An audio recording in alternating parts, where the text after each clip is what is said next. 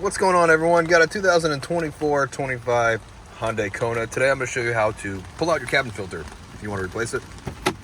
Show you where it's at, pretty much. It's going to be located behind this glove box, so we're going to need to lower the glove box. First step is to come over to the damper and to disconnect it. And if you look at the glove box, there are stoppers here that stop the glove box from falling all the way down.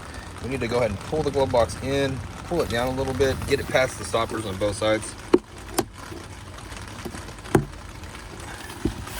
Might have to go back and forth to get it past it, nice and carefully. And then you can lower the glove box down.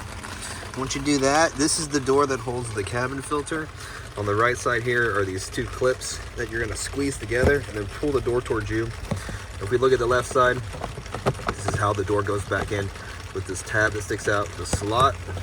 Remember that when we go to put it back together. So notate this says airflow down, and this is a fairly new car, so I'm not expecting this filter to be too dirty. It actually is kind of dirty. I will recommend this to my customer. See what he says and show him a picture of what it looks like. But when we get our new one, we just slide the new one in, just like we took this one out, and make sure that the airflow again is pointed down. And if you need a filter, I'll have a link to Amazon where you can pick up a new filter if you need one. Super quick, super easy. Put the left side in. What we gotta do is snap that back in place, close the glove box like that, and then reconnect the damper, and you're all done with the cabin filter.